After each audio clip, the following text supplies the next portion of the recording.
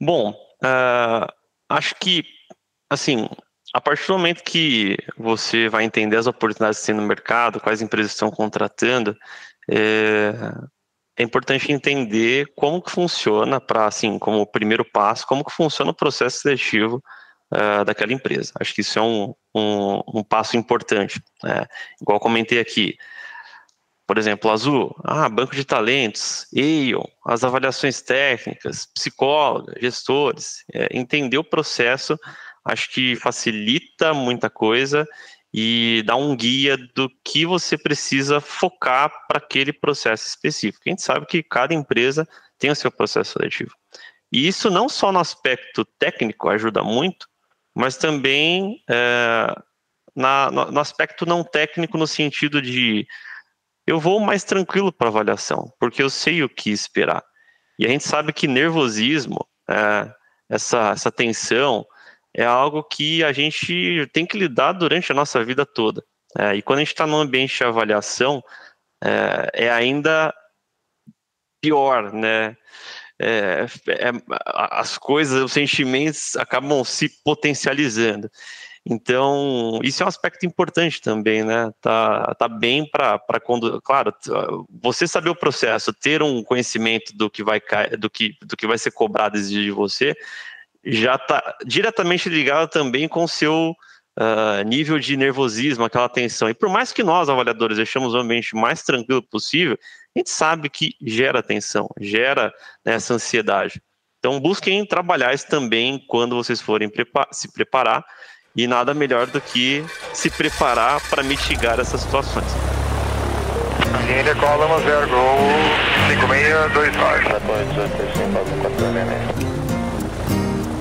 Gente, sejam muito bem-vindos mais uma semana aqui no Farol de Pouso. É um prazer enorme ter você aqui com a gente. Como você já pode ter visto pelo título e pela capa, hoje estamos com Augusto Stuck, um dos homens mais procurados para conversar. O pessoal quer conversar e vocês já vão entender por que o pessoal tanto quer conversar com ele aqui nesse Brasil. Mas antes da gente começar essa conversa, eu tenho que mandar o nosso agradecimento, o nosso reconhecimento para os nossos patrocinadores e apoiadores aqui do Farol de Pouso, começando pela Realizar, escola de voo lá no município de Torres. Para você que quer virar um piloto profissional, tá voando mundo afora, uma das primeiras coisas que você tem que fazer é tirar as suas carteiras. Então, entre em contato com o pessoal da Realizar, eles vão fazer um preço super bacana para você. Fale que você veio pelo Farol de Pouso.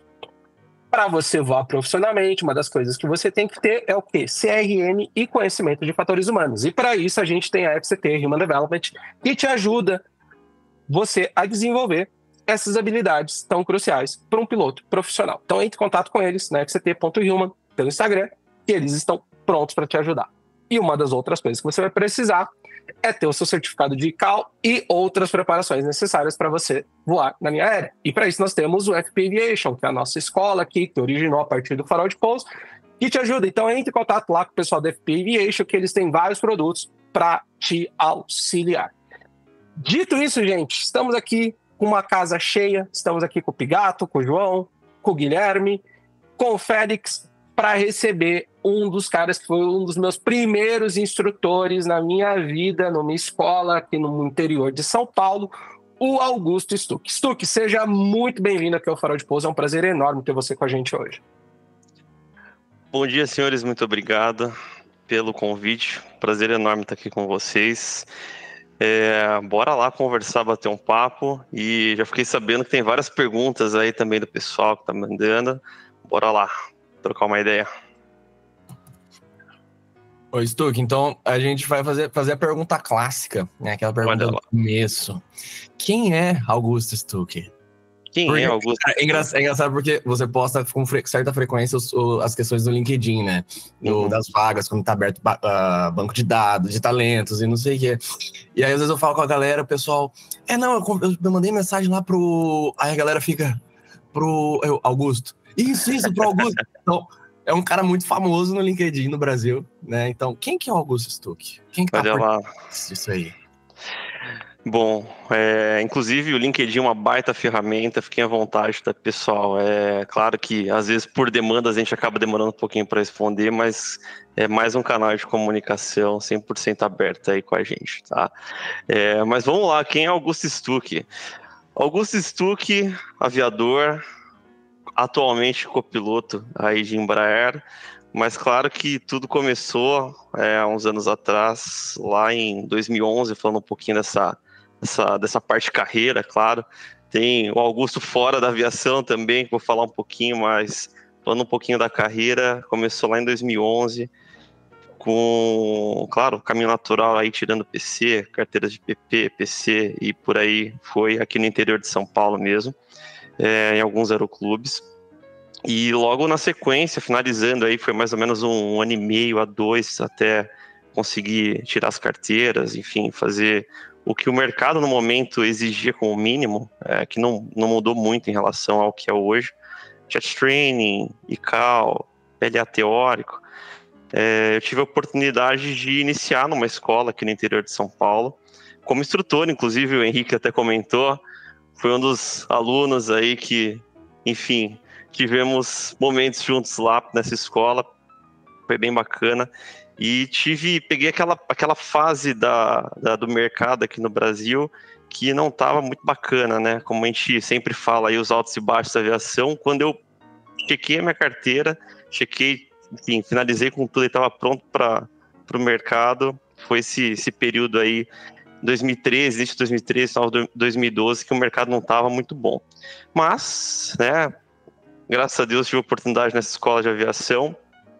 Trabalhei em algumas escolas aqui, na verdade, no interior de São Paulo, tanto na parte teórica como instrutor de solo aí, também na parte prática para acumular algumas horas de experiência, e foram 5 anos nesse período aí de instrução, até que em janeiro de 2018 iniciei os trabalhos e, graças a Deus, estou por lá até hoje, na Azul, Linhas Aéreas, como primeiro oficial do Embraer, desde lá de janeiro de 2018, iniciando na base Salvador e depois de um tempinho vim aqui para a base Campinas e ainda continuo no Embraer. Tá? E, bom, falando um pouquinho aí, depois desse período de 2018, ingressei na Azul, um ano e meio depois apliquei internamente para a vaga de instrutor eventual de solo. Aí fui conduzindo as 2 atividades por 3 anos e meio, fiquei na instrução. Aí Ground School, parte FTD, de fazer algumas atividades nesse sentido. E desde outubro de 2022, aqui exercendo esse cargo, essa função aí de especialista em avaliação, conduzindo os processos aí um pouco até antes, quando eu já estava na função de instrutor ainda, já havia conduzi alguns processos ali desde que as contratações voltaram inicialmente para a Azul Conecta, lá em abril de 22, na recuperação aí do pós-pandemia. E estamos lá nas atividades. E esse é um pouquinho do Augusto Stuck aviador, da carreira aí. E claro, poxa, não tem como, né? Bem antes disso, Augusto Stuck pessoa, e paralelo a isso, claro, atualmente moro aqui no interior de São Paulo. Poxa, sou apaixonado aí por viajar, sempre que posso viajo, sempre que sobe uma folguinha, férias, gosto de rodar esse mundão. E, claro, sempre que possível eu tô com os amigos, família, as pessoas que eu amo e que fazem momentos incríveis aí, com certeza. Acho que são as 2 coisas que eu mais gosto de fazer quando não tô voando. Tá com o pessoal que eu amo, que eu gosto e viajar. Então, esse é um resuminho aí de quem é Augusto Stuck. Cara, primeira coisa, né? A galera já pode ouvir e falar, cara, ele não é um monstro que eu pensava, né? Não. Cara, um cara super sossegado, né? A gente teve a oportunidade de se conhecer. Foi meu instrutor, inclusive, também, né? E, ô Stuck, uma coisa que a gente tava falando, eu vou passar a dúvida, o que chamou a atenção dos meninos aqui durante o nosso briefing, né? Que você comentou que já com 1 ano e meio de empresa você aplicou para a vaga de instrutor de solo e logo depois, né, alguns anos depois, entrou no recrutamento. Então, o copiloto tem uma oportunidade de se desenvolver dentro da empresa antes de virar comandante. Então, você consegue ter atividades paralelas à atividade de voo.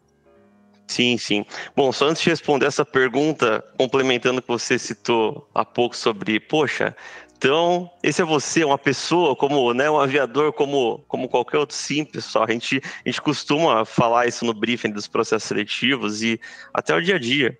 poxa, nós somos aviadores, nós avaliadores estamos ali, claro, a gente tem que validar, a gente tem que entender o nível de conhecimento de vocês, colocar essas informações ali nas fichas, mas nós somos aviadores, estamos juntos ali, no mesmo barco. Há 7 anos atrás eu estava no mesmo processo seletivo que o pessoal, enfim, a gente vem conduzindo aí juntamente com o pessoal. E a gente erra, a gente acerta também, a gente está aprendendo e aprende muito com todos vocês que vão ali conduzir os processos no dia a dia. A gente não sabe de tudo, tá? Então, é um negócio que, enfim, é super importante enfatizar. Somos pessoas cuidando e tentando fazer o ambiente mais tranquilo e acolhedor possível para pessoas. Isso vai muito em um dos valores aí da Azul.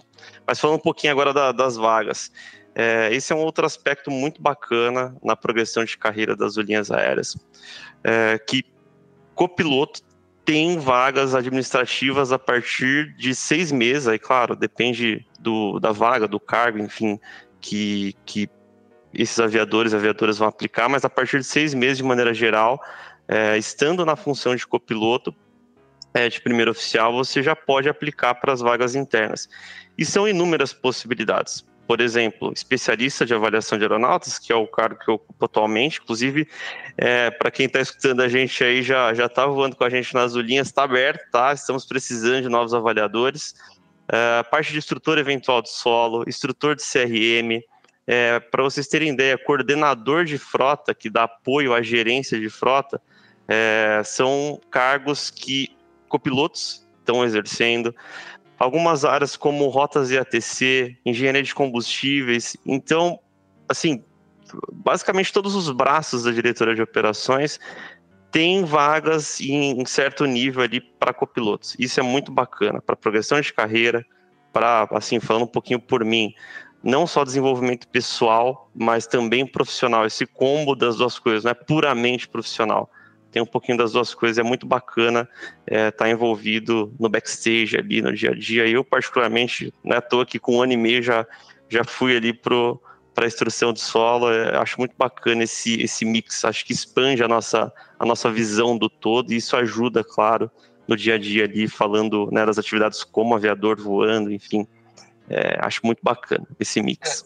E eu posso até complementar isso que você está falando como alguém que está de fora, que é bacana ouvir, porque a gente vem com uma imagem muito forte que, tipo assim, o copiloto não pode fazer muitas coisas. O copiloto, ele entra na linha e ele fica muito alocado só na parte de voo. A gente não tem essa noção que você pode exercer outras funções e especialmente na que você exerce hoje. É uma que você tem que estar sempre afiado, sempre atualizado, sempre em constante preparação, porque é uma das responsabilidades do cargo, né? E a gente, de forma geral, ficou tipo assim, mas, não, tem várias coisas que são exclusivas de copiloto, e aqui fora, ou aqui em outros lugares que eu voei, eram exclusivas de comandante. Então isso a gente acha bem legal, que é uma coisa que a gente que está de fora não tem essa noção, que você tem essas outras possibilidades dentro da sua carreira, né? Que acabam influenciando na sua decisão de seguir para fazer esse processo seletivo. Se você que realmente quer entrar naquilo, né? Que você tem um fit cultural para entrar na empresa, bem bacana você trazer isso também, Stuck. Não, com certeza, baita oportunidade. E como o mercado está aquecido, a gente vem acompanhando aí tudo, a gente está contratando muitos pilotos, na verdade, muitos primeiros oficiais em elevação de nível, não só ano passado, mas também ao longo desse ano todo aí, a gente está tendo uma movimentação muito grande no mercado. Isso fomenta e acelera ainda mais para que as coisas aconteçam. Então, para vocês terem ideia, hoje a gente tem copilotos que ingressaram há menos de 1 ano na empresa e já estão atuando como instrutores de solo, por exemplo. Então, isso é muito bacana. Acho que é mais mais um estímulo e né, aquela força ali para você se preparar ainda mais, ingressar, né, na empresa ali com essa ambição, com essa vontade, e a empresa te proporcionar essa possibilidade ou essas possibilidades de crescimento pessoal e profissional. Acho que é muito bacana ver a roda girando e essas oportunidades acontecendo, sendo preenchidas, exercidas aí por quem praticamente acabou de chegar, que foi também o meu caso na época, lá em 2018. 1 ano e meio, eu considero um tempo curto, assim, pensando numa timeline geral. Mas oi, estou aqui. Bom dia, Pigato falando aqui, tudo bem? Seja bem-vindo. Vou estar contigo aí. De uma forma mais prática aqui, porque agora que a gente conseguiu trazer essa excitação, essa vontade, o pessoal tá animado do outro lado da linha, quem tá nos ouvindo já assim, pô, é isso que eu quero para minha vida, o que eu tenho que fazer? A gente tem aí, com certeza, várias vagas em diferentes áreas dentro da Azul aí. Nós estamos falando safety, estamos falando instrução, estamos falando security, não sei o quê. Mas especificamente para pilotos, se tu puder explicar para a gente como é que funciona a entrada do piloto, o processo seletivo, como que ele faz desde a aplicação, e aí o famoso processo do círculo azul, que eu não sei se ainda está sendo aplicado esse método aí, se tu conseguir explicar para a gente vai ser bem legal. Claro, vamos lá. Bom, então, primeiro passo ali, verificação dos mínimos, né? O que hoje a Azul Linhas Aéreas pede como mínimos para vaga de copiloto? Pacotão básico, né, que a gente costuma dizer, inclusive tá tudo lá no site, tá tudo na GUP, que é a plataforma que a gente utiliza para cadastro dos currículos. Inclusive essa é uma dúvida bem comum. Eu tenho um amigo que trabalha, que voa na Azul, posso enviar o meu currículo, né, em PDF, algo nesse sentido, através dele? Isso chega para vocês?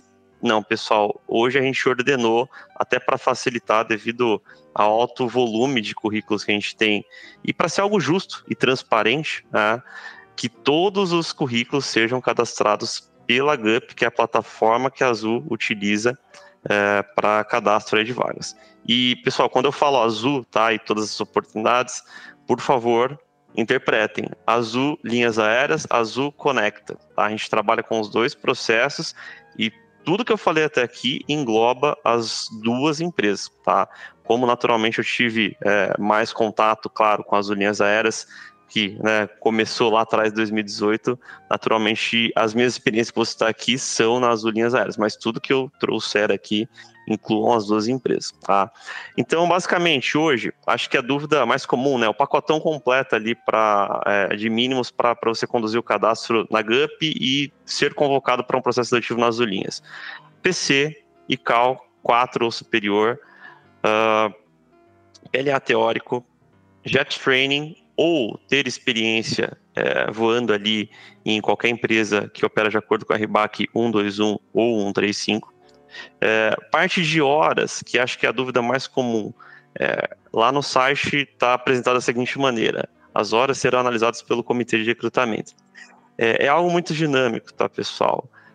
Hoje a gente fala em 500 horas como mínimo, tá?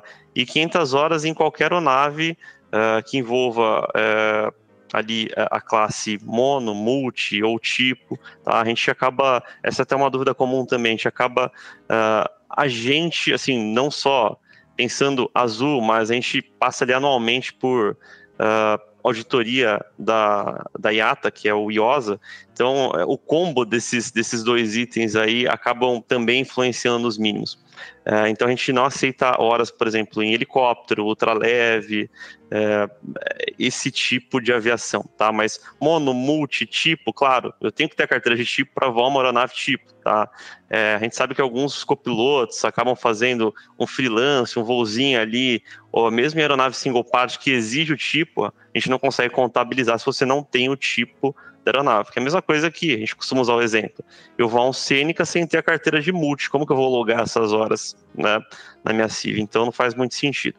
Então 500 horas, podendo, claro, em algumas situações reduzir até 300, mas a gente sempre vai priorizar 500 horas ou mais, e todo esse pacote aí eu comentei. Mas pessoal, se eu esqueci de alguma coisa ou qualquer dúvida, entre lá no site da Azul, que a gente tem esses mínimos. E para Conecta, alguns requisitos a menos aí, como por exemplo, não precisa de ICAO, não precisa do multi, tá?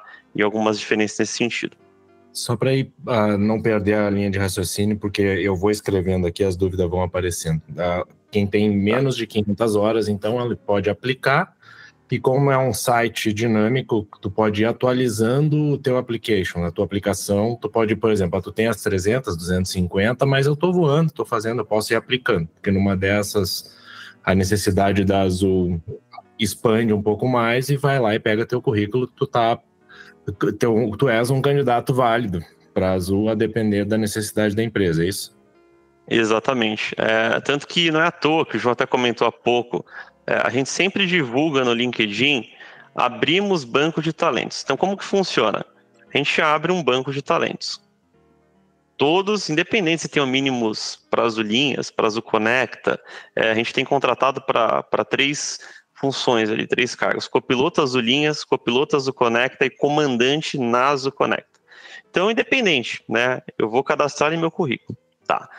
Esse banco de talentos, depois de mais ou menos 30 dias, a gente fecha ele, extrai todos os dados e a gente passa num programa, num software, que é o screening, e automaticamente esse screening ele vai ranquear, olha, esses pilotos aqui tem mínimos para Azulinhas, esses outros pilotos aqui sei lá, comandante Azul Conecta. Ele separa para a gente e vai colocar num ranking baseado nas qualificações desses pilotos. Não só as qualificações, mas também aquilo que eu falei há pouco, das indicações. Então, tem um amigo que voa na Azul, pedir indicação dele. Isso cai para a gente, tá, pessoal? Mas não através de currículo, como comentei, mas através da plataforma. Você vai colocar o e-mail do seu amigo, amiga que voa lá e vai te indicar, vai chegar uma validação para esse seu amigo, amiga, e ele vai falar, olha, conheço, recomendo, não recomendo, e colocar um comentário. Então, isso chega para a gente. E aí, só enfatizando, tá? Por que é importante manter o cadastro atualizado? Justamente pelo que o Pigato comentou agora, poxa, estou voando, hoje eu estou com 300, daqui X meses eu estou com 500, e aí já muda, né, o meu perfil ali e a minha elegibilidade de acordo com aqueles mínimos. Então, isso que é extremamente importante. E como é feito? Não é basta, vou entrar lá e atualizar. Não, você tem que fazer o cadastro completo. A gente sabe que isso é um pouco chato, tá?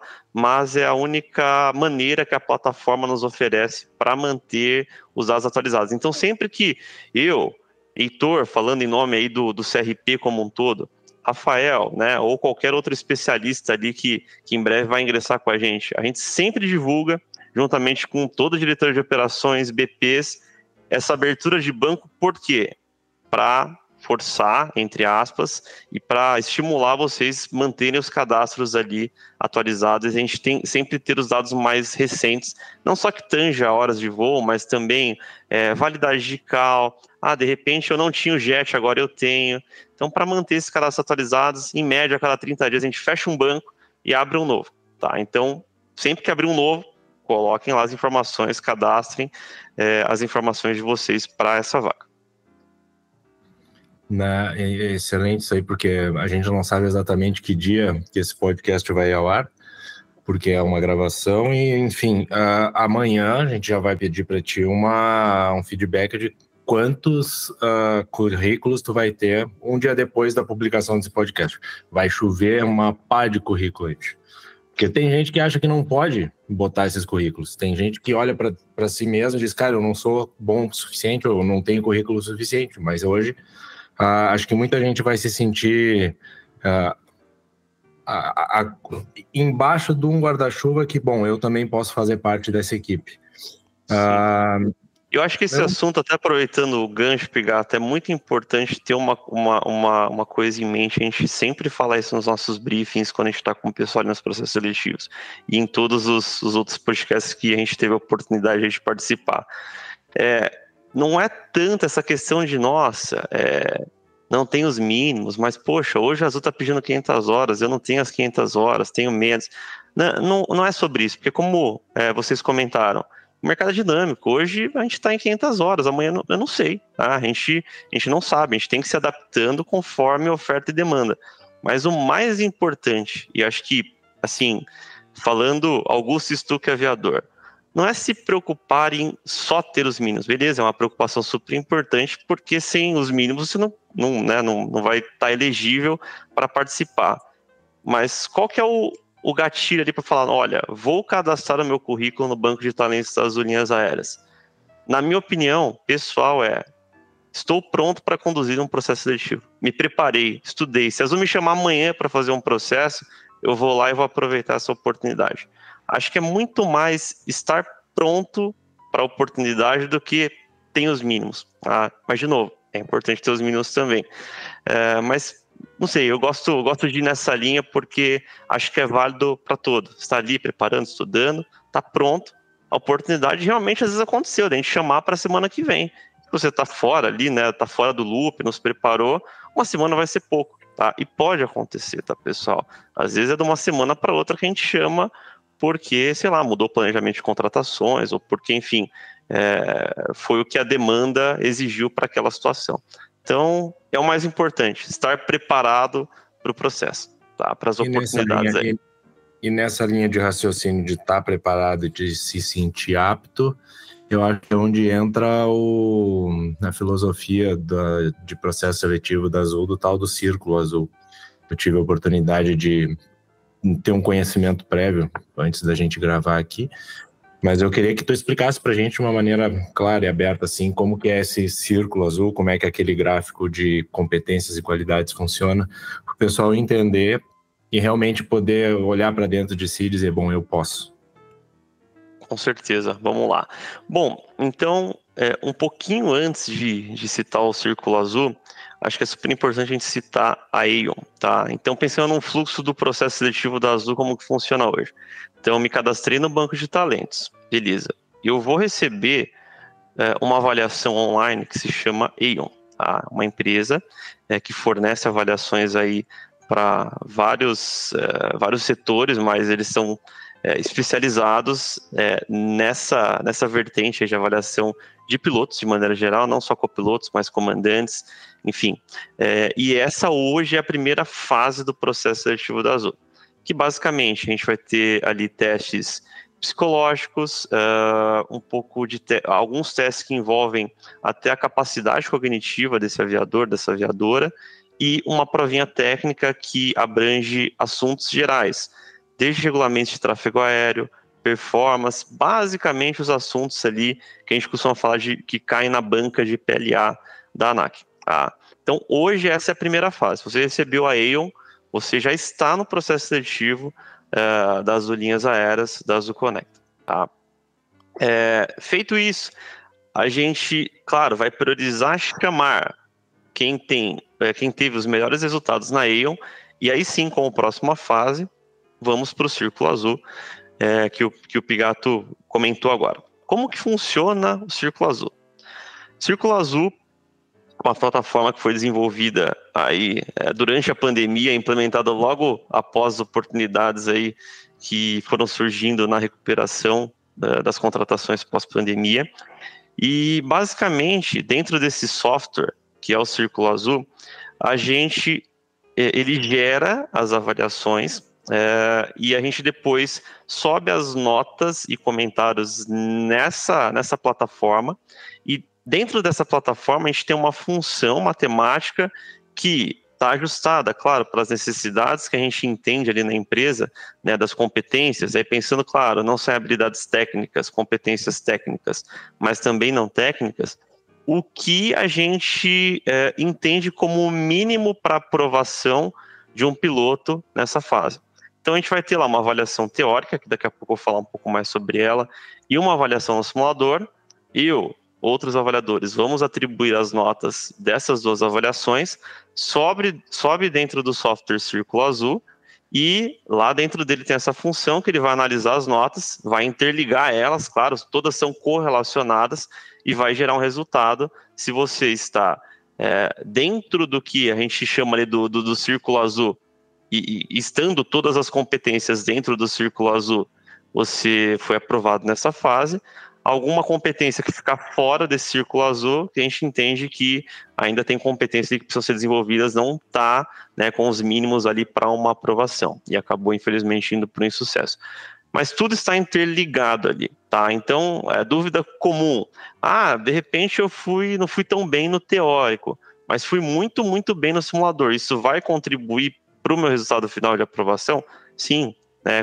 cada competência, claro, tem o seu peso, né? Mas, claro, vai contribuir, né? De repente, a sua nota do simulador deu aquela puxada ali no teórico que você não foi tão bem. O contrário também é verdadeiro, tá? Não fui muito bem no simulador. Tenho chance ali de recuperar no teórico, né, na entrevista técnica, perfeitamente. De novo, com os devidos pesos, né, entre aspas, ali, para cada competência, tá? A única coisa que te tira, independente da sua nota do teórico ou do simulador, das suas notas do teórico ou do simulador, é se você tiver uma nota 1, até para vocês entenderem essa escala, essas notas a gente aplica uma nota que vai de 1 a 5. Tá? Então, se você tiver uma nota 1 em qualquer uma das competências no simulador, automaticamente você foi reprovado. Por quê? Seguindo, né, até o que a gente tem como filosofia de treinamento na Azul, para o treinamento inicial, qualquer nota 1 é uma situação que colocou a aeronave em risco de segurança operacional. Sendo assim, a gente entende que, né, realmente está reprovado. Tá? Não tem nada que no teórico vai puxar a sua nota para cima, como eu mencionei anteriormente. Tá? Então, basicamente é assim que funciona essa metodologia Círculo Azul, esse projeto que, poxa, parabenizo sempre que posso todos os envolvidos com a criação desse projeto. É um projeto incrível e muito justo. Acho que isso é, assim, um dos pilares, né? Ser algo, um processo justo. Tá? Um processo justo que a gente consegue ali realmente entender o nível de conhecimento de quem está conduzindo a avaliação. Claro, daí da nossa maneira, a maneira humana, que a comunicação está aberta, a gente cria um ambiente ali o mais tranquilo possível, porque a gente sabe que avaliação é avaliação, não tem jeito. A gente sempre é avaliado, a gente sabe que a gente tem aquela perda de rendimento, a gente entende tudo isso, a gente entende as limitações do dispositivo que a gente está aplicando a sessão do simulador, mas assim, de novo, é um projeto que eu sou apaixonado, acho muito, muito justo, inclusive comparando com outros processos aí que a gente já teve a oportunidade de observar ao redor do mundo, eu posso dizer assim que, se não for o melhor, é um dos melhores que a gente tem no mundo aí, nesses pilares que eu acabei de comentar. Muito bacana. Stuck, e é uma dúvida recorrente que a gente ouve de diversos candidatos, como que funciona, como que o comitê ou o time de contratação, eles determinam o equipamento que eles vão oferecer para aquele candidato? É baseado nessa pontuação do Círculo Azul? Ele tem alguma influência? É puramente na demanda? Como é que funciona esse processo? Essa é uma dúvida muito bacana. Bom, indo nesse pilar que a gente entende de ser algo justo, ser algo transparente, ser algo que, enfim, a gente envolve o mérito, né, a meritocracia ali desses candidatos. Como que funciona esse processo? Então, o planejamento manda para a gente quantos pilotos a gente vai contratar, por exemplo, no mês de julho, no próximo mês. E, historicamente, assim, desde que as contratações voltaram, na maioria dos meses a gente tem tido contratações diretas, tanto para o Airbus 320, para o Embraer e para o ATR. E como que a gente distribui essas vagas? Vamos imaginar que, sei lá, a gente tem 10 vagas para cada equipamento naquela turma que vai se iniciar em julho. Então, dentro dos aprovados, do processo como um todo, então desde a Aeon, o Círculo Azul, aí depois a gente pode até falar um pouquinho que além dessas duas partes, a gente tem entrevista com psicóloga, com as psicólogas e entrevista com os gestores. Finalizou o processo como um todo, beleza, estou aprovado ali, estou aprovado no processo seletivo da Azul, aguardando contratação. A gente vai pegar todos os que estão aguardando a contratação e analisar qual foi o desempenho, a nota que esses aviadores e aviadoras obtiveram no Círculo Azul. Então, lembra que eu comentei que a gente atribui notas que vão de 1 a 5 para todas as competências que a gente avalia? Então, dentro do Círculo Azul, a gente vai pegar aquela turma e as maiores notas vão para os maiores equipamentos. Então, mais uma motivação que a gente fala aí, né, para se preparar, para você estudar, correr atrás, para ter o melhor desempenho possível. Claro, para aprovação, né, para concluir ali o objetivo, o sonho de ingressar numa linha aérea, e depois esse é outro aspecto, né? A oportunidade de voar um equipamento maior, de acordo com a sua nota. Então, maiores notas, maiores equipamentos, seguindo, de novo, essas duas premissas aí. Maiores equipamentos dentro do que vai ter aquele mês. De repente, sei lá, teve meses que a gente teve Embraer e ATR. A lógica é a mesma. Maiores notas, maiores equipamentos. Tá? Então, hoje funciona dessa maneira.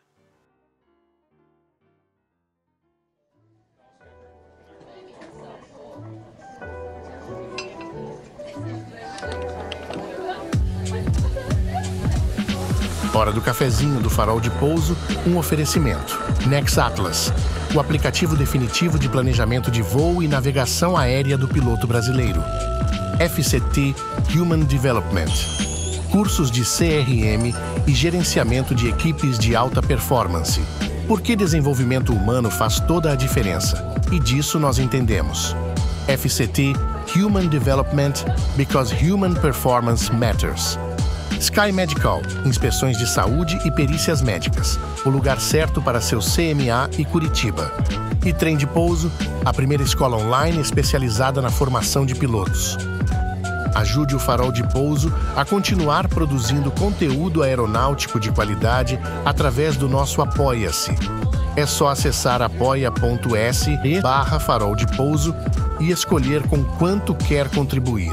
É assim fácil, sem complicação. Acesse também linktree/Farol de Pouso e confira todos os conteúdos educacionais à distância já produzidos pela nossa equipe. Você ajuda a gente e ainda alavanca sua carreira. Procurando melhorar seu inglês, se preparar para sua primeira seleção para a companhia aérea, buscando sua elevação para comando ou pensando em expatriar. Então conte com a FP Aviation. Acesse FP Aviation no Instagram ou no LinkedIn e fique pronto para o mercado de trabalho. Agora de volta ao nosso episódio.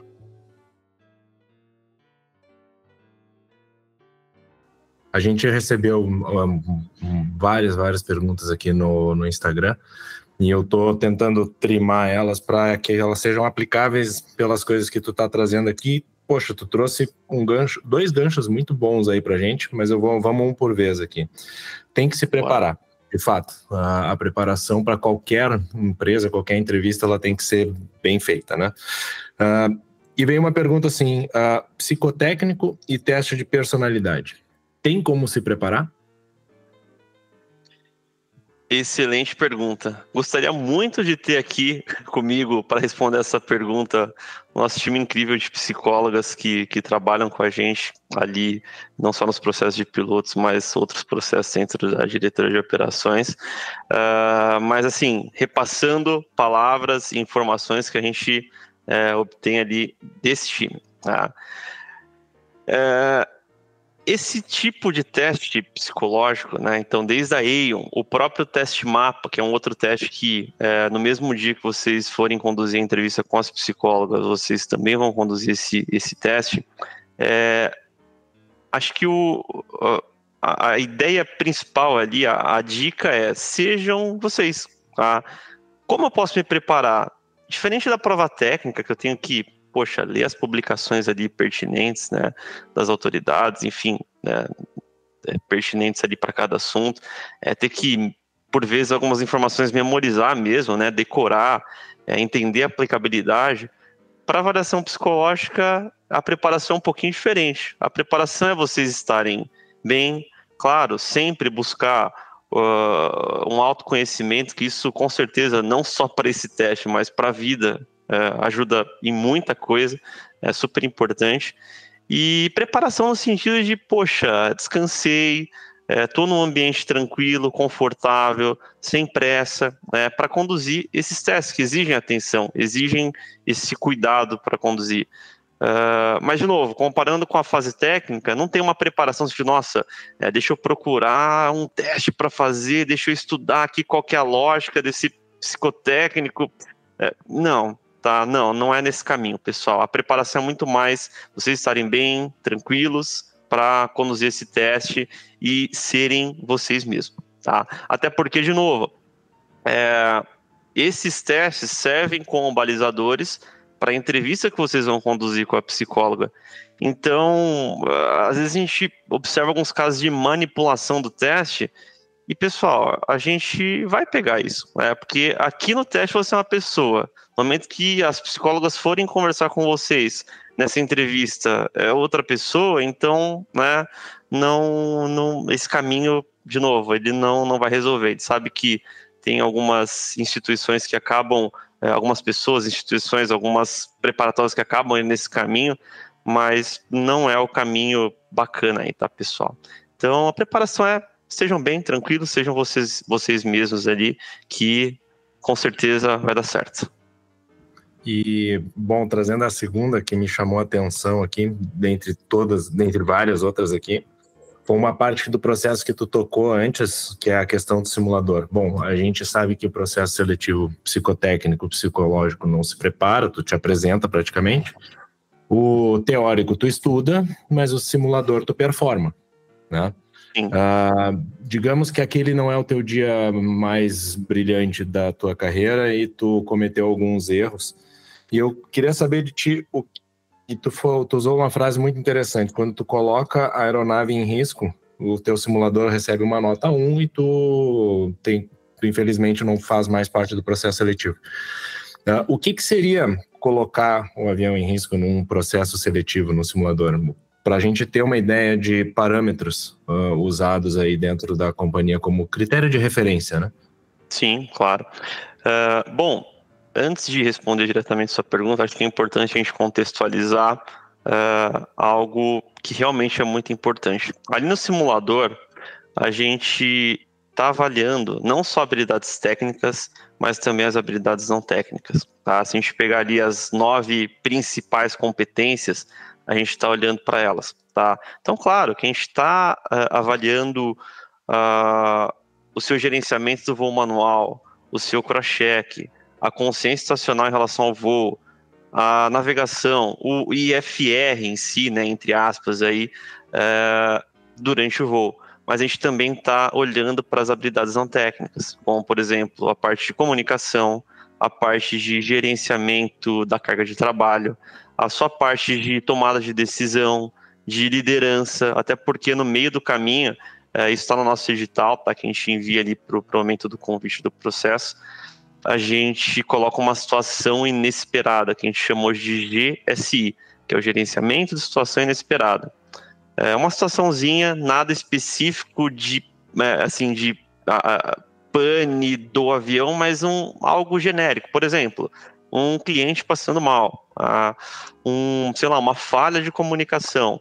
Então, são cenários genéricos que, independente da sua experiência anterior, você vai ter ali, experiência prévia para gerenciar aquilo. Mesmo que sua experiência tenha sido só voando em escola de aviação e aeroclube. Então, a gente coloca esses cenários genéricos justamente para instigar mais e a gente ter mais dados para verificar as habilidades não técnicas, como eu comentei, entre elas comunicação, tomada de decisão, gerenciamento da carga de trabalho e por aí vai. A gente não está buscando um gerenciamento idêntico ou igual ao que o nosso MGO, por exemplo, traz ali como linha, né? Mas assim como o que a gente tem como referência aqui na Azul, o que a gente costuma falar nos briefings não tem certo e errado, né? Não tem uma linha, tem uma linha de coerência, mas não tem certo e errado. Por exemplo, só para ilustrar um pouco mais não tem certo e errado no gerenciamento, na situação inesperada. Pensando, navegação, tive uma situação qualquer ali, por exemplo, o cliente passando mal, fiz o assessment, coletei o máximo de informações, realmente, não tem médico a bordo, a situação tá ali crítica e eu preciso pousar o mais rápido possível. Beleza. Fez tudo isso, posso, de repente, solicitar uma espera na presente posição para preparar meu cockpit ou, posso ir voando para o IAF e fazer uma espera lá. Isso é só para ilustrar que não tem certo e errado, tá, pessoal? Às vezes a gente fica... eu vejo que os candidatos ficam muito assim, nossa, mas o que ele quer que eu queira? Não. Calma, não é assim. A gente está ali instigando e observando o airmanship também, que é algo muito importante aí, que a gente analisa, e de novo, não tem certo e errado. tá? Mas tem uma linha de coerência. Se o cliente está passando mal, está morrendo, eu não vou seguir para o meu destino. Aí seria algo que está fora dessa linha de coerência. Estou exagerando bastante, claro. Mas esses detalhes, tipo, nossa, eu falo primeiro com o controle, eu falo primeiro, sei lá, com a companhia, em alguma outra situação. De novo, você vai analisar como aviador, no seu gerenciamento, o que é mais adequado para aquela situação, para aquele cenário. Aí a extrema importância de sempre coletar o máximo de informações para tomar uma decisão e gerenciar tudo que envolve ali. O famoso voar, navegar, comunicar, né, como regras básicas ali, claro, mas seguindo essa linha. Agora, voltando ao início da sua pergunta, exemplos de situações que a gente entende como evidência para aplicar uma nota 1. Por exemplo, qualquer situação que coloque a aeronave em risco de segurança operacional. Posso citar, sei lá, você está ali no ILS e a sua DA é, sei lá, 500 pés. Tá? Você varou a DA. Tá? Poxa, mas eu varei ali 10 pés, porque o simulador é mais sensível e tal. Pessoal, nós, todos os avaliadores, a gente voa todos os simuladores que a gente aplica os processos seletivos. E a gente entende das limitações.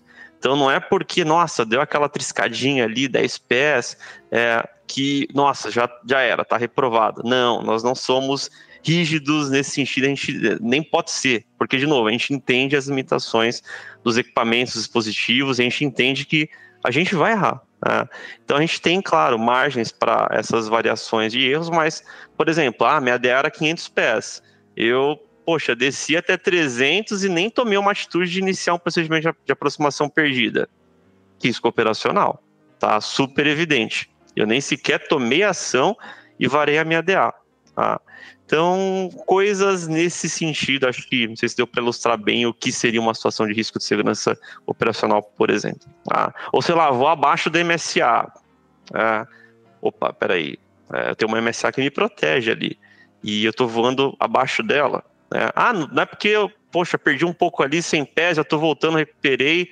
Não é isso que vai te reprovar. Mas, sei lá, estou voando muito abaixo da MSA e fiquei sem sequer tomar uma atitude, uma ação corretiva. Aí sim, risco operacional. Tá? E fica claro. Vai lá, Guilherme, vai lá. Fala aí.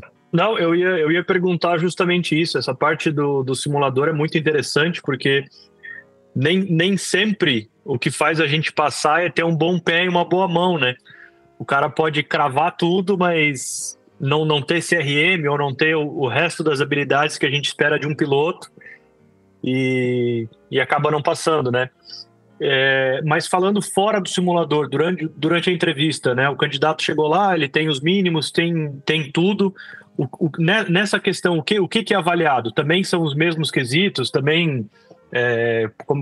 Como é que funciona essa avaliação fora do simulador, essa parte da entrevista? Bacana. Bom, então, como você bem mencionou, a gente está ali durante o pacote todo das avaliações, a gente busca avaliar tanto as habilidades técnicas como as habilidades não técnicas. Tá? Claro, o simulador é muito mais ali... on the job mesmo ali, né, gerenciando, efetivamente aplicando todos os procedimentos que você tem conhecimento, né, e fazendo isso acontecer. Na avaliação teórica, a dinâmica é um pouquinho diferente. Nessa entrevista, a gente aborda 10 assuntos, tá? E são 10 assuntos, assim, temas mesmo, né? Não é algo no sentido, nossa, me fala aí, sei lá, sobre as velocidades máximas que a gente tem para conduzir espera. Não é puramente isso. São assuntos, tá? A gente vai extrair o máximo do conhecimento de vocês dentro daqueles assuntos, tá? E no esquema ali, no clima de bate-papo mesmo. Então, usando esse exemplo que eu acabei de citar de velocidades máximas de espera. Claro que é um dos assuntos que está lá no nosso banco, tá? Mas a gente não vai ficar só nessa decoreba, entre aspas. A gente quer entender se você tem conhecimento sobre aquele assunto, que é importante. Então, o assunto é espera, e a gente vai tentar também extrair o máximo do conhecimento que vocês têm, claro, dentro daquele assunto, só que uma das coisas mais importantes, não só ter o conhecimento, mas saber aplicar esse conhecimento, esses procedimentos. E daí a gente vai explorando ali no sentido de, beleza, sabe as velocidades? Bacana, poxa, sei. Ah, não lembro, mas eu consultaria na ICA 137, por exemplo. Bacana, poxa, o aviador está demonstrando ali que, de repente, ele não tem o detalhe da informação, mas ele sabe onde consultar. A gente sabe que isso é super importante no nosso dia a dia. Não só ter informação em mente, mas saber as referências para consultar quando necessário. E aí, beleza, vou trazer uma situação. Olha, você está fazendo espera na IAF porque foi reportado o wind shear, sei lá, a gente vai colocando situações práticas, né, para entender a aplicação. E aí o controle pediu para você descer de 9.000 pés para 8.000 pés. E aí, qual que é a razão máxima e mínima de descida que você pode manter? Então, essa entrevista ela é muito mais nesse sentido, de tentar extrair o máximo do conhecimento dos candidatos, pensando sim na teoria, no conhecimento que a gente precisa básico ali das normas, procedimentos, enfim, legislação aplicável, mas muito focado na aplicação. E isso que é bacana da diferença entre ter uma prova de múltipla escolha escrita e uma prova oral, um bate-papo ali, porque é muito mais justo e, entre aspas, muito mais fácil a gente entender o nível de conhecimento e essas outras habilidades ali desses aviadores nesse esquema de avaliação. E aí, dentro desses 10 assuntos, a gente vai abordar nesse esquema aí que eu acabei de explicar, assuntos relacionados a performance, regulamentos, METAR, TAF, NOTAM, carta de rota ou SIG-WX, uma CID e uma IAC, tá? Então, essa entrevista técnica, ela tem aproximadamente ali 40 minutos em média de duração e a gente aborda esses 10 temas nesse clima aí de, beleza, demonstra o máximo do seu conhecimento, mas também a aplicação. A gente sabe que muitos acabam, aquela memoriza, sai decorando tudo, mas qualquer coisa que saia da linha ou precisa aplicar, não sabe. Então, não faz muito sentido isso para o dia a dia das operações. Claro que é importante ter o conhecimento, mas saber aplicar. Acho que essa é a principal mensagem, assim, de como se preparar para a avaliação teórica ali para a entrevista técnica. Ô Stuck, desculpa, Gui, toca aí. Não, toca a ficha. Não, o que eu ia falar é que, né, como você vem mencionando, e por razões óbvias, não é só uma avaliação técnica durante todo o processo, né? Você tem avaliação não técnica, avaliação do comportamento, né? Porque tá contratando um piloto que vai estar carregando um monte de gente daqui 3 meses, 3, 4 meses, né? Então você precisa ver a questão comportamental dele. E que você poderia trazer, por exemplo, para o pessoal, porque como a gente fala, é difícil a gente ensinar comportamento, né? Ensinar habilidades não técnicas. A gente pode trazer exemplos para tentar se melhorar como pessoa, entrar na questão do autoconhecimento, como você bem falou. Mas o que você vê, por exemplo, de traços comportamentais que o pessoal pode ouvir em casa e falar, cara, eu sou esse cara, ou eu sou esse cara e tenho que mudar, ou, né, o que você vê hoje no simulador, com os candidatos em si, traços positivos, traços que podem ser melhorados, que você pode compartilhar com a gente aqui? Isso é uma pergunta boa, hein? Difícil. Delicada, eu sei. Delicada, pois Delicada, sim. Bom, muito, muito interessante, acho que se eu puder contribuir nesse assunto, primeiro, tá? Nós, avaliadores que conduzimos ali as avaliações técnicas, a gente não avalia esse tipo de habilidade ou comportamento, tá? Até porque nós não temos as habilidades necessárias para isso, a gente não tem o conhecimento necessário para isso. Então, essas atividades, elas acabam, esse tipo de avaliação, elas acabam ficando a cargo das psicólogas e também dos gestores que vão estar ali lidando com esse grupo, com o grupo de pilotos no dia a dia. Então, são eles que são responsáveis por essa avaliação. Com certeza a gente poderia ficar aqui horas falando de, assim, não só habilidades, mas comportamentos, assim, o que mais que eu poderia dizer? Situações que acabam sendo positivas e muito na linha do que a empresa, pensando em cultura organizacional, tem buscado com o perfil de pilotos. E acho que essa palavra, assim, essa palavra-chave é muito importante, perfil. Tá? E acho que até um pouco antes de responder diretamente essa pergunta, algo que a gente já fala no briefing, e isso serve para todos os aviadores e aviadoras, independente da empresa que estão aplicando. Acho que essa dica é muito boa, que é importante, claro, se preparar para um processo seletivo, mas é muito importante também vocês conhecerem, entenderem qual é a empresa que vocês estão aplicando. Então, poxa, estou aplicando para Azul Linhas Aéreas. Vamos entender o cenário, né? Vamos entender a empresa, vamos entender um pouco da cultura organizacional. Buscando esse entendimento, acaba sendo muito mais fácil para entender qual que é o perfil de pilotos que a empresa procura. E isso acaba facilitando ter reflexões como essa que o João trouxe, de como eu posso melhorar ou me alinhar, entre aspas, para essa empresa, para essa vaga. Tá? Então busquem, pessoal, busquem informações. A gente sabe que todos aí, com certeza, têm amigos e amigas que voam na Azul, por exemplo. Vai lá entender como é a escala, como é o salário, como que é a progressão de carreira, porque daqui a pouco vocês vão assumir um compromisso com a empresa e tem que ser algo bacana. Vocês têm que estar bem com a empresa bem com vocês em vários sentidos. E a gente quer que todos aqui sejam felizes e tenham uma carreira muito bacana na Azul. Então, acho que desde o momento de se preparar para o processo seletivo, é importante, super importante entender a empresa que vocês estão aplicando, estão querendo entrar. Eu não estou dizendo que quem vai entrar na Azul Linhas Aéreas vai ficar aqui até a aposentadoria. Não é assim, não é nesse sentido. Mas no sentido de ter um bom começo e, claro, a empresa e os aviadores e aviadoras que vão ali fornecendo um ao outro ali as ferramentas necessárias para ter uma progressão de carreira bacana e todos estarem bem. Agora, sim, claro, olhem para o todo, né? Claro, essa questão de cultura organizacional, de perfil, entendam da empresa que vocês estão aplicando.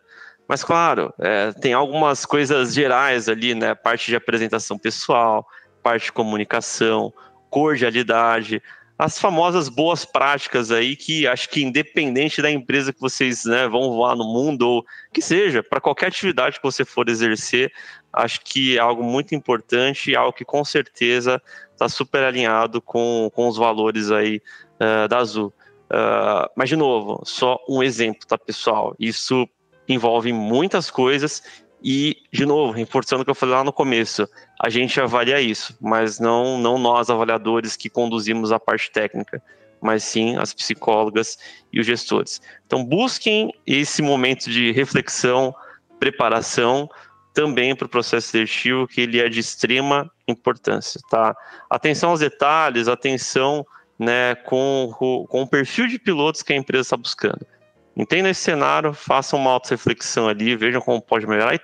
E outra, a gente sempre tem pontos que podemos melhorar, sempre. Então, é aquilo, a gente entende que muita coisa vai acontecer conforme vocês forem se desenvolvendo dentro da empresa, como aviadores e aviadoras, e isso é um processo natural. A gente não está buscando também ali aquele piloto que está pronto, né? Nossa, esse cara está 100% pronto.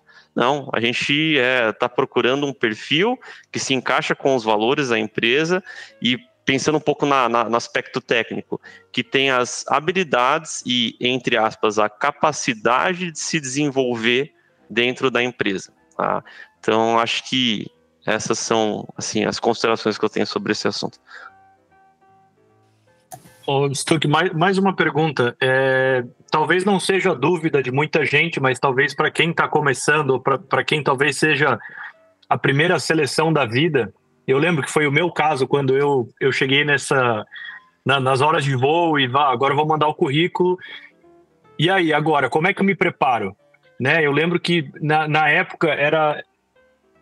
Talvez seja até hoje, muito vago para muitas pessoas. Às vezes até a gente recebe perguntas de como que eu me preparo para uma seleção de linha aérea, né? Aonde buscar informação, seja, não sei, Jepsen, livro, as publicações brasileiras, o que um guide geral, assim, não focado para Azul, mas um guide geral de o que tu falaria hoje para uma pessoa que está com as horas de voo, tá saindo do aeroclube, instrutor de aeroclube, tá querendo se preparar para uma seleção de linha aérea? Bacana. Bom, acho que, assim, a partir do momento que você vai entender as oportunidades que tem no mercado, quais empresas estão contratando, é importante entender como que funciona, para, assim, como primeiro passo, como que funciona o processo seletivo daquela empresa. Acho que isso é um passo importante.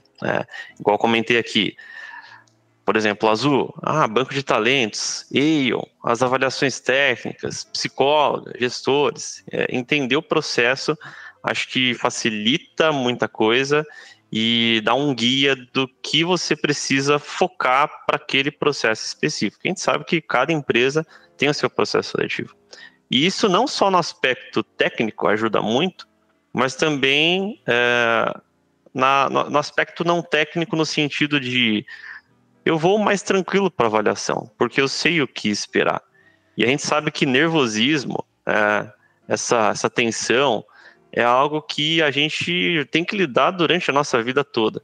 E quando a gente está num ambiente de avaliação, é ainda pior, né? As coisas, os sentimentos acabam se potencializando. Então, isso é um aspecto importante também, né? Tá bem para quando, claro, você saber o processo, ter um conhecimento do que vai ser cobrado de você, já está diretamente ligado também com o seu nível de nervosismo, aquela tensão. E por mais que nós, avaliadores, deixamos o ambiente mais tranquilo possível, a gente sabe que gera tensão, gera, né, essa ansiedade. Então, busquem trabalhar isso também quando vocês forem se preparar. E nada melhor do que se preparar para mitigar essas situações, tá? E acho que esse é um primeiro passo, entender o processo, tá? E pensando que, de maneira genérica, poxa, quero aplicar para uma linha aérea. Acho que, assim, a gente tem excelentes instituições no Brasil que oferecem um preparatório no sentido de, assim, para reduzir esse gap que tem entre a formação e o dia a dia da linha aérea. A gente tem excelentes instituições que, principalmente no curso ali no Jet Training, dá uma visão bacana, uma linha bacana do que seguir, tá? Então, acho que essa é outra dica. Procurem instituições que vão reduzir, né, esse gap aí entre a formação ali inicial, PP, PC e a linha aérea. Porque isso vai te dar uma base bacana para, independente da empresa, independente do equipamento, se eu voar Embraer até Airbus, vai te dar uma base para você desenvolver essas habilidades técnicas e não técnicas para exercer a sua função ali, independente, de novo, de equipamento, empresa, independente do processo seletivo. Acho que essa é uma busca bacana de como se preparar e, enfim, ter sucesso em qualquer processo seletivo, independente de qual empresa ou de qual modelo seja. Acho que, na minha opinião, assim, são esses dois pilares, essas duas dicas que eu diria. E a Azul tem feito um trabalho muito bacana, aproveitando o gancho, com as escolas recomendadas da Azul. Acho que não poderia deixar de trazer aqui. E o nosso principal objetivo com essas escolas recomendadas é esse. A gente sabe que tem um gap na formação ali, entre a formação e o que é exigido na linha aérea. E o nosso objetivo com essas escolas, não só com essas escolas, mas na formação dos pilotos do Brasil como um todo, é reduzir esse gap, tá? Reduzir esse gap e a gente ter uma transição muito mais tranquila para a linha aérea. E hoje, Stu, eu queria me permitir, né, complementar isso que você falou. Eu acho que foi perfeitamente colocado. E além disso, né, a gente fala muito a questão de se preparar para tudo na nossa vida de piloto é se preparar para alguma coisa, né? A primeira coisa é o solo, aí vem as navegas, vem o voo noturno, vem o check do PP, vem o check do PC, multi-FR, enfim. sempre almejando um objetivo lá na frente. Para alguns, executiva, para outros é linha aérea. Mas eu acho que o principal é você estar se preparando desde o teu primeiro voo, né? E não esperar alguma coisa acontecer, por exemplo, cheque do PC. Ok, agora eu vou me preocupar com os estudos para linha aérea. Agora eu vou estudar performance de jato. Igual ICAO também, né? Uma coisa que a gente vê bastante. Também esperar o ICAO vencer, ficar um mês do vencimento para pensar a estudar o ICAO, né? Acho que também é uma coisa que gostaria de botar na cabeça de quem está começando também, de que é importante você ter uma construção do conhecimento para justamente, é o que você falou, quanto mais você revisita um assunto numa janela de tempo, mais tranquilo você vai ficar para explicar esse assunto depois, quando for perguntado. E vai diminuir o nervosismo, vai aumentar a tua performance. Então, né, utilizar o tempo a seu favor. Claro, e desde a base, como você falou, sei lá, como exemplo, citar aquela primeira aula, aquela primeira hora no simulador que o instrutor te ensinou como utilizar o horizonte artificial. Aquilo lá você vai usar pro resto da tua vida. Aquilo é a base, assim, né, pensando de novo nesse assunto específico, IFR, horizonte artificial, você vai usar independente do equipamento que você for voar. E não só falando em processo seletivo, mas, para a sua vida, né, segurança de voo. Entrou em condição MC, saber interpretar, independente se está voando um Airbus, está voando um Cessna 172, a filosofia, a base ali para o uso de um horizonte artificial é a mesma. Então aproveitem, como o João bem mencionou, aproveitem cada fase, para quem até está começando aí os cursos, tirar as carteiras, vai fazer a primeira hora de voo, aproveitem cada fase do treinamento, né? Extraiam o máximo ali daquele período que vocês estão, e tenham em mente essa filosofia, esse espírito de sempre aprender, sempre melhorar, porque isso com certeza faz toda a diferença na carreira como um todo, e bem ou mal, assim, facilita as coisas, porque super bacana, vou para uma transição para uma linha aérea ou para uma aeronave maior na aviação executiva, eu tá confortável, tá fazendo aquele voo de boa, claro, sempre estudando, correndo atrás, mas, sabe, com a base ali tranquila, com a experiência que eu tive anteriormente consolidada para só ir escalando, melhorando, desenvolvendo. Acho que isso é super bacana que você trouxe, João. Concordo 100%.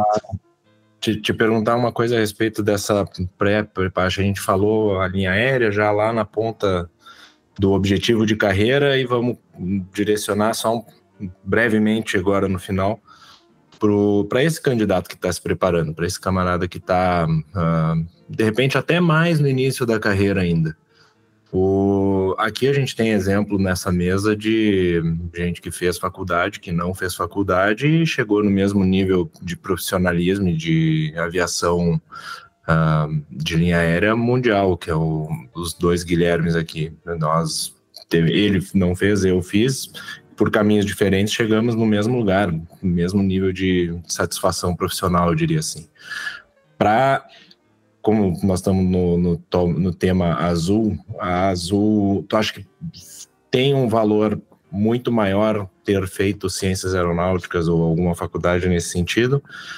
Ou a preparação independente, ela pode fechar esse gap também? Esse gap também pode ser fechado. Não sei como é que é a visão de vocês ali, vendo as pessoas avaliadas, né?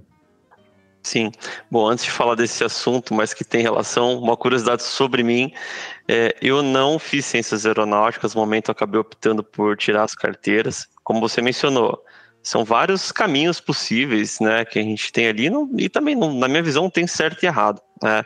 Mas falando uma curiosidade sobre mim, tirei todas as minhas carteiras, como mencionei lá no início da nossa gravação, e logo após ter finalizado, né, as carteiras ali, estava com o PC checado, enfim, com tudo certinho ali, eu iniciei a faculdade de gestão em recursos humanos. Então sou formado em RH e na pandemia aproveitei para fazer uma pós-graduação em pedagogia empresarial. Então assim, até então minha formação acadêmica nada diretamente assim relacionado a aviação, né, ou curso de aviação civil, ciências aeronáuticas. Mas, de novo, foi o caminho que eu optei seguir por N motivos.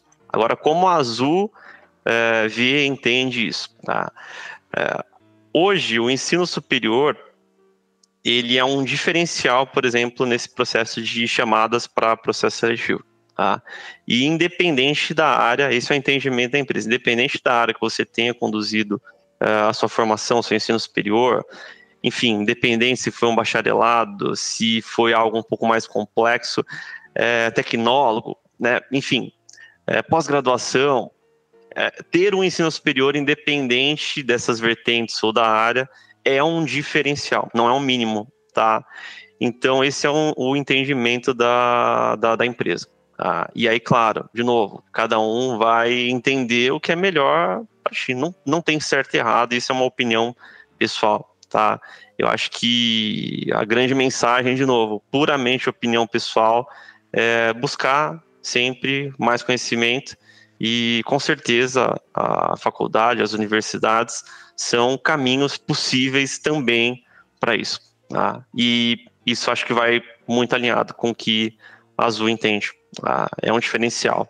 E isso, com certeza, conta pontos para o aumento da sua chamada. Né? Naquele ranking que eu comentei no screening, o fato de você ter um ensino superior vai te dar uma pontuação maior. Então, pensando se, sei lá, vamos colocar valores genéricos. Se eu tenho 100 pilotos com os mínimos e 25% tem ensino superior, a gente vai chamar primeiro esses aviadores e aviadoras que têm o ensino superior. Então, isso é a diferença para o aspecto chamada processo seletivo, mas, de novo, é um ponto importante? Mas mais importante do que isso, na minha opinião, é o conhecimento, desenvolvimento, enfim, isso que vai te ajudar na sua carreira aí. Stuck, sensacional que a gente pôde ouvir aqui nessa 1h15 de gravação. E com certeza quem chegou até aqui está ouvindo conseguiu extrair, vai conseguir refletir, né? Vai conseguir se aprimorar aí como pessoa, como profissional.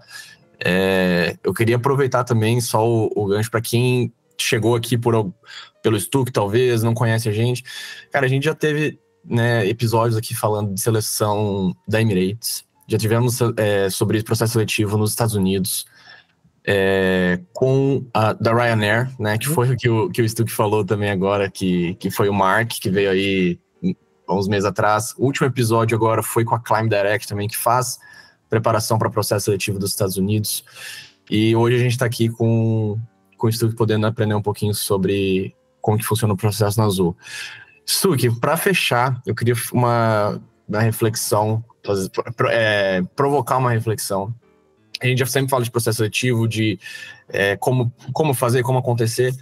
Agora vamos pensar no cenário que deu tudo certo. Entrei, aprendi meu avião, chequei em rota. Ok, e agora? O que você passaria, que você, sabendo que, vendo tantos pilotos entrarem, checando em rota, entrando na rotina da linha aérea, o que você sugeriria para essas pessoas? Você que é um cara que está sempre buscando aí um desenvolvimento pessoal contínuo, né? Fala que é importante sempre estar se desenvolvendo, se aprimorando. O que você deixaria de mensagem para os que chegaram lá? Bom, primeiro, nunca parem de buscar conhecimento e desenvolvimento pessoal e profissional. E tem diversas maneiras para conduzir isso. Especificamente falando da Azul, é uma empresa no qual sou apaixonado, amo trabalhar aqui e posso garantir, assim, com 100% de certeza e convicção que ela propicia esse ambiente, ela traz esse ambiente de desenvolvimento. E não só através de diversas ferramentas, mas na própria carreira, por exemplo, sei lá, cheguei lá, ingressei como copiloto na TR. Hoje a gente fala aí na Azul em um pouco mais de 3 anos, né, no atual plano de carreira, vai colocar aí de 3 a 5 anos, para você ter a oportunidade de repente de voar um wide body, de voar um Airbus 330. Então, naturalmente, claro, você saiu do turbo hélice, de um turbo hélice que é o ATR, para um A330, naturalmente você vai ser cobrado a buscar diferentes conhecimentos e vai estar se desenvolvendo. Mas, de novo, para você que chegou lá, para mim, acho que isso é o mais importante. Nunca parem de aprender, aproveitem o máximo do dia a dia das operações. A gente tem uma oportunidade incrível de voar com muitos aviadores mais experientes do que a gente, então aproveitem para bater um papo e extrair o máximo de conhecimento ali desses aviadores, dessas aviadoras.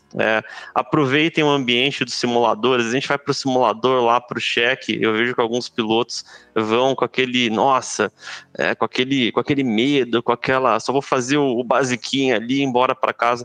Não, aproveitem, é uma baita ferramenta e acho que, de novo, a ideia principal, busquem desenvolvimento, busquem essa progressão e aproveitem as diversas ferramentas que no caso da Azul, que eu tô aqui dentro, a empresa oferece e o dia a dia oferece, tá? Se desafiem, busquem fazer o que às vezes a gente acaba não fazendo muito no dia a dia, sei lá, você tá um exemplo bobo aqui, eu vejo aviadores que falam, nossa, tem 5 anos que eu não faço um circuito de tráfego visual.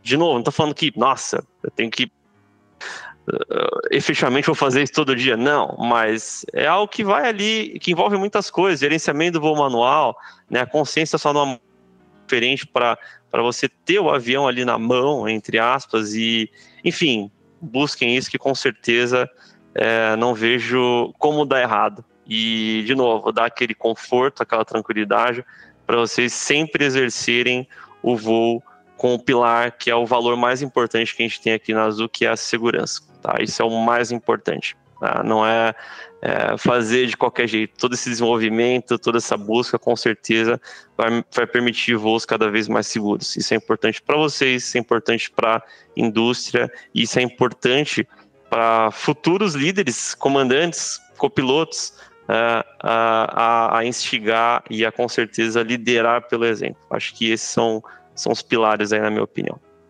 Como sempre, o melhor para o final. As frases mais importantes geralmente saem nos últimos 10 minutos de podcast. Pô, maravilhoso, cara. Eu vou começar os agradecimentos para a gente gerar a base aqui, baixado travado já, chegando no final desse podcast.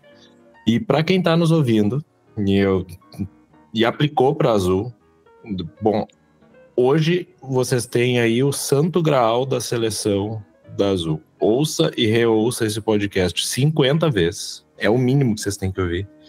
Leiam todas as entrelinhas do nosso amigo Stuck, porque ele entregou de mão beijada o caminho para você que está querendo aí fazer parte do quadro da Azul. E não só para a Azul, com certeza outras empresas seguem uma linha de raciocínio muito parecida no quesito processo seletivo. Então, Stuck, da minha parte, queria te agradecer muito por ter participado com a gente hoje, engrandeceu o nosso ambiente aqui, nós todos crescemos cada dia mais com as pessoas que vêm aqui participar com a gente, e, putz, muito obrigado mesmo, e bom, ficamos na espera aí dos resultados matemáticos desse podcast. Quantos currículos vão aparecer um dia depois da publicação desse podcast? Com certeza. Eu que agradeço. Um prazer enorme aqui com vocês. Com certeza também aprendendo através da ferramenta. Tive a oportunidade. Inclusive, vocês falam do Mark. Tive a oportunidade de conhecer o Mark com o Heitor. Passado na Alemanha, a gente teve a oportunidade de participar da Pilot Expo, que é a maior feira que tem nesse aspecto de recrutamento e seleção no mundo. E, poxa, um cara super bacana, mas enfim, é isso, pessoal, obrigado de verdade pelo convite.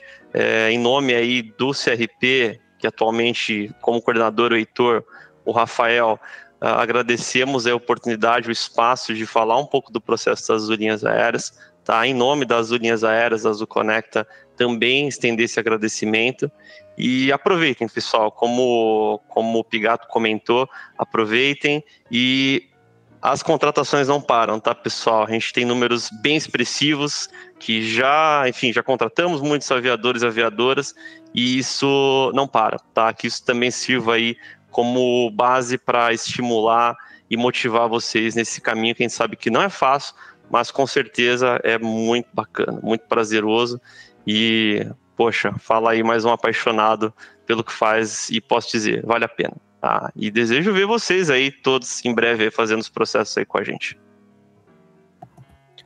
Senhoras e senhores, este é Augusto Stuck. Stuck, brigadão mais uma vez pelo convite, por ter topado. Tamo junto, você que chegou até aqui. Valeu pela oportunidade, valeu pela sua confiança, pelo seu tempo. A gente se vê numa próxima oportunidade. Valeu e tchau. Muito bom. Engenheiro Column 0 Gol 5629.